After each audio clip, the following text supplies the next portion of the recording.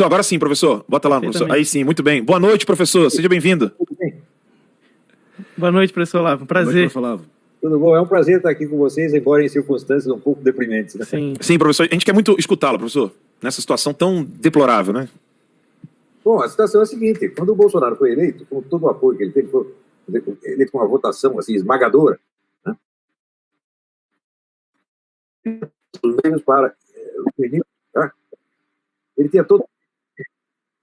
Ele teve logo no início todos os meios para amarrar a mão dos seus inimigos, todos os bandidos, todos os criminosos da alta política. Podia ter feito isso, não fez. Eu não sei aconselhado por quem, não sei se foi aconselhado pelo falecido Bebê Anos, né, ou por algum general idiota, né? Não podemos fazer isso, vamos conciliar, vamos negociar, né? É aquela coisa assim, você evita a atitude simples e tenta tomar a mais complexa, que lhe parece mais elegante, e dá com os burros na água. Então, agora, eu acho que ele está com a mão amarrada. Ele é o presidente, formalmente, mas ele não preside coisa nenhuma. Ele é apenas um gerente de obras, né? Ele é um administrador e mais nada. E quem manda mesmo no país é o seu Alexandre de Moraes. E com essa coisa ridícula, humilhante, né? Mas ao mesmo tempo a popularidade do Bolsonaro não diminui. É claro que não. Ele tá, como administrador, ele é muito bom, ele é um sucesso. Agora, ele vai ser exatamente como os militares de 64. Subiram prometendo acabar com os comunistas, acabar com o comunismo, deram tudo de presente para os comunistas e fizeram algumas obras públicas e fizeram sucesso. Ele vai repetir a mesmíssima coisa. Aliás, ele mesmo disse, no dia que ele foi eleito, ele falou lá para o comandante das Forças Armadas, está vendo? Agora temos o regime 64 de volta. Então temos o regime 64 com todos os seus méritos e deméritos. Então o mérito é assim, eles arrumam a casa, né, melhoram a economia, fazem umas obras públicas, entregam tudo de presente para os comunistas. É exatamente o que eles fizeram. Quer dizer, a mesma burrice militar. Os militares são realmente de formação positivista, mas eles não sabem que são positivistas. É aquele negócio que se transmite assim, na tradição cultural sem nome. Né? Eles não têm cultura suficiente para saber o que é positivismo. Então são positivistas sem saber. Assim como do outro lado tem muita gente, como dizia Antônio Gramsci, são socialistas sem saber. Então, o debate nacional hoje é entre pessoas que não sabem o que são, não sabem o que estão fazendo, pessoas não sabem nem seu próprio nome. E falam, então, assim, tudo que eles falam é um pouco por, como é que se diz? Como um boneco de ventríloco, tá entendendo? São forças sociais anônimas que passam pelo cérebro do sujeito e ele repete aquele monte de estereótipos sem saber o que está falando e o outro responde com coisa que ele também não sabe o que está falando. Então, criou-se essa situação absurda na qual nós temos um presidente que não pode presidir e pessoas que são presas porque apoiam o presidente. E ele, no meio disso, ele não diz, ele e aqueles generais todos, generais de merda, né, não dizem uma palavra a respeito.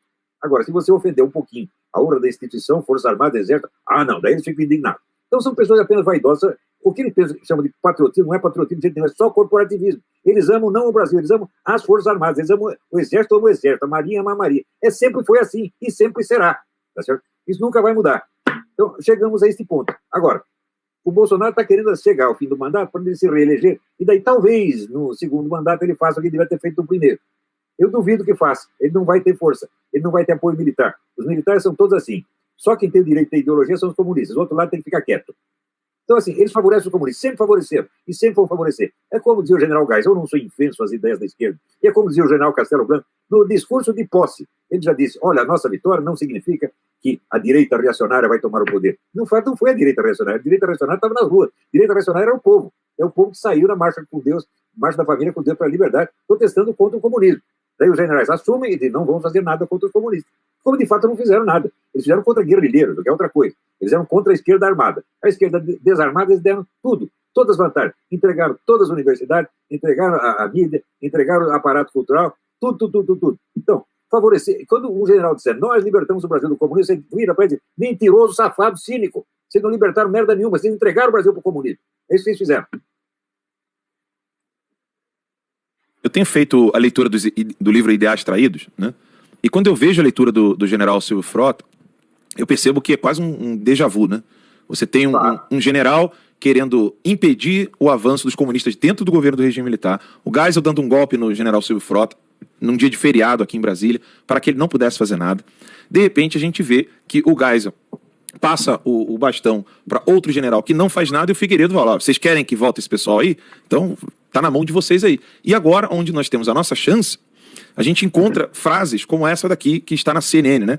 Bolsonaristas midiáticos dificultam a articulação com o Congresso, diz líder, que foi o Major Vitor Hugo, ao falar da saída da deputada Beatriz Kicis por votar contra o Fundeb. Ou seja, pautas ideológicas continuarão, mas os deputados ideológicos serão punidos por votarem a favor da sua consciência.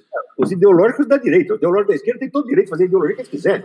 Eles não espalharam a ideologia dele por todas as escolas do Brasil, por toda a mídia brasileira, por todas as artes e espetáculos, por todo o sistema judiciário. Isso tudo foi tomado pela ideologia da esquerda. Agora, se você vai reclamar um pouquinho, o general vira para você, não pode ser ideológico, nós temos que ser técnicos, temos que ser científicos, esse cara lá sabe o que é ciência, tudo bando de analfabeto, porra. Eu já estou com o saco cheio dessa gente. Eu conheço esses milicos há décadas, todos eles são assim. É o que o general Silvio Frota tinha razão, tudo que ele foi traído. A tal revolução foi traída. A Revolução de 64 foi traída pelos generais. E a vitória do Bolsonaro também está sendo traída pelos generais. Eu não confio mais nas Forças Armadas brasileiras. Eu vejo sempre fardado, eu tenho nojo. Eu não posso ver nem porteiro de prédio fardado, eu tenho nojo. Sim. Não, é triste ver essa situação, professor. E aí aconteceu no Twitter esses dias que eu comentando esse livro do Silvio Frota, eu falando dessa realidade, aí vem aquela horda de gente e fala assim, então você deixou de apoiar o presidente Bolsonaro, o que é uma insanidade, não tem como. Não, é o contrário. Só nós apoiamos o Bolsonaro. Esses generais não apoiam merda nenhuma. Esses generais se utilizam dele. E ele está sendo feito de trouxa. E eu acho que ele sabe disso. Mas ele não tem coragem de reagir. Por quê? Porque ele tem aquele complexo do capitão falando com o general. Ele é submisso aos generais. Ele não lembra que ele manda nos generais. Ele não sabe que manda. Ele obedece. Esse é o problema. Se nós elegemos um capitão no meio dos generais, só pode acontecer isso mesmo. E aí, professor, eu fico pensando, né? Como é que é o termo que ele utilizou, né? Bolsonaristas midiáticos, né? Engraçado que quando, em 2018, nós estávamos lutando pelo presidente, não eram esses militares como Ramos e tantos outros que estavam nas ruas gritando por Bolsonaro. Éramos a ralé aqui, que ficava usando a internet dia e noite para tentar eleger o presidente.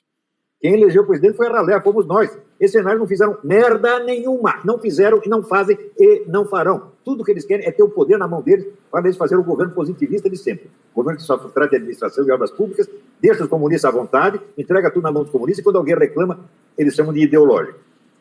Alan, Sim. Me perdoa, enfim, queria fazer uma pergunta ao professor Olavo, principalmente nessa questão do segundo e do quarto escalão do governo federal, que, apesar da gente ter eleito um presidente conservador, de direita, né, e ter nomeado ministros alinhados com o pensamento de direita, conservadores, a gente tem um terceiro e quarto escalão ainda, que são assinantes da Carta Capital e de todas as revistas de esquerda, e acompanham, ou seja, defendem a ideia de esquerda, estão ainda locupletados, né, escondidos dentro do governo, sabotando o governo por dentro, né, a gente tendo um governo de direita, mas efetivamente controlados ainda no terceiro e quarto escalão, que são, de fato, aqueles que controlam todo o planejamento tático operacional do país, dominados ainda por uma ideologia que nefasta, da qual a gente, quando elegeu o presidente Jair Messias Bolsonaro, era totalmente contra. A gente pretendia e tinha a intenção de que isso fosse feita uma reforma, né, uma mudança estrutural dentro do segundo, do terceiro e do quarto escalão também, porque caso contrário, a gente não tem a oportunidade de avançar no campo tático operacional do país. Concorda, professor? Eu queria que você falasse um pouco sobre isso.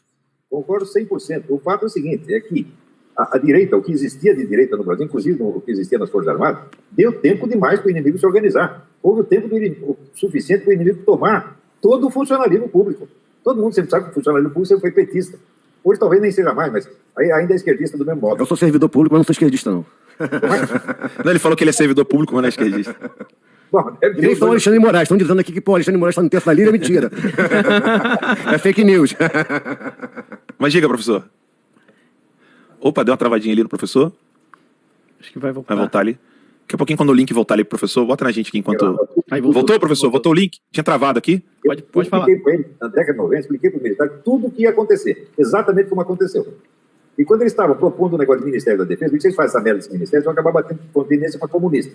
Já bateram para 5. Esses 5 ministros da Defesa, que eram membros do Foro de São Paulo. E ainda tem gente no Exército, que nas nossas concepções de defesa são exatamente as mesmas. Né? Do seu Aldo Rebelo, do seu Jacques Wagner. Ou seja, a nossa concepção de defesa nacional é a concepção do Foro de São Paulo. É a concepção das Farc, que é o maior fornecedor de cocaína no Brasil. É com isso que esses generais estão colaborando, porra! E o pessoal não percebe. Agora, sem o apoio das Forças Armadas, o que o povo vai poder fazer? Nada. Vai poder fazer uma revolução armada? Não pode, não tem arma. É um protesto civil. Você vai protestar para quem? Para as autoridades. Então você não está exigindo, você está reivindicando, você está pedindo. Então está o povo se humilhando, pedindo, pelo amor de Deus, para algum general tomar vergonha na cara e fazer algo em defesa do povo. Ou ele não vai fazer. Gente, é o seguinte, o Brasil economicamente vai melhorar. Obras públicas vai funcionar, agricultura vai funcionar, né? Meio ambiente, tudo isso vai funcionar. Agora, tudo isso vai ser entregue na mão dos comunistas. Quem vai mandar no país são os comunistas de sempre. Graças a esses generais. Eu desafio qualquer general a vir debater comigo e provar que não é assim. Eles não vêm porque são covardes. São covardes. Não têm coragem de falar comigo, porque sabem que serão humilhados na argumentação. Então, o que eles podem fazer?